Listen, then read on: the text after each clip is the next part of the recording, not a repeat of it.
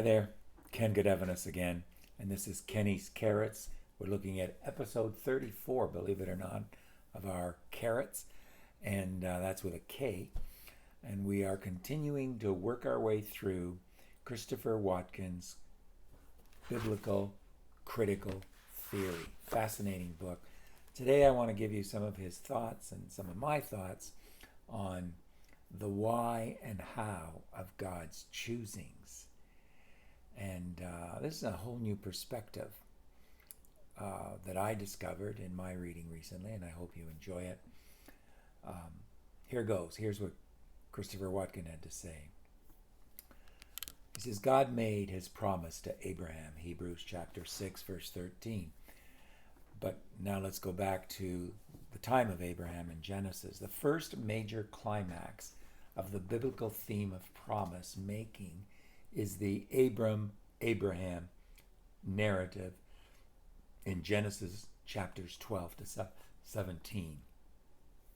The first hint of this theme drops like a bombshell in chapter 12, verse 1. Following the Babel narrative, we are treated to the family tree of Shem and Terah in chapter 11, and straight after hearing that Terah, Abram's father, lived 205 years, and he died in Haran, chapter 11, verse 32, and without so much as a by your leave or a clearing of the throat, there are no chapter or verse divisions in the original document, remember, we are catapulted into a whole new experience of God. Quote, the Lord had said to Abram, chapter 12, verse 1, and God's dealings with his world have never been the same since. The Lord had said to Abram, and then God's dealings with his world have never been the same since.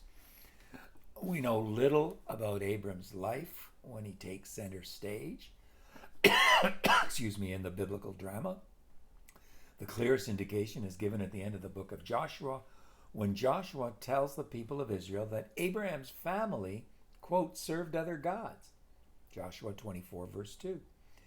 Like Noah, then, it does not seem that Abram had any extraordinary gifts or virtues to distinguish him from anyone else living beyond the Euphrates at that time. God chose him because he is the one God chose. Now that sounds, and this is me speaking, that sounds like a circular definition, but it's the right one. This makes what happens at the beginning of chapter 12 all the more remarkable. This encounter happens, Watkins goes on, as we might say, one fine day. Abraham does not seek it, and God does not ask Abram's permission before making grand promises.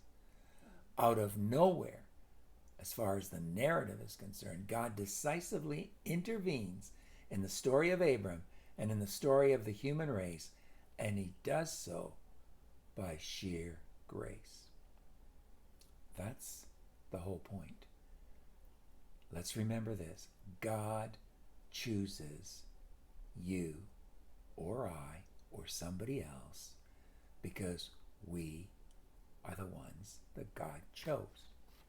No rhyme, no reason that we can understand. We have no right to question who God chooses and who he does not choose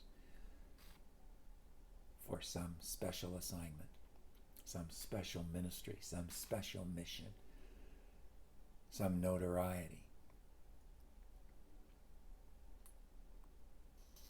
And he does it strictly by his sheer grace. His will, his pleasure, his grace, his choosing. I hope you remember that as you go about your life, as you go about your work, and you want to be chosen for something else. No. God chose you for what you're doing and what he's called you to do. Make sure you're in that will and then do it willingly because God chose you. Have a great day. We'll see you next time on Kenny's Carrots. If you like what you see, please indicate so by clicking on the video and saying you like it. And then don't forget to join our YouTube channel, Digging for scriptural gems. Till next time.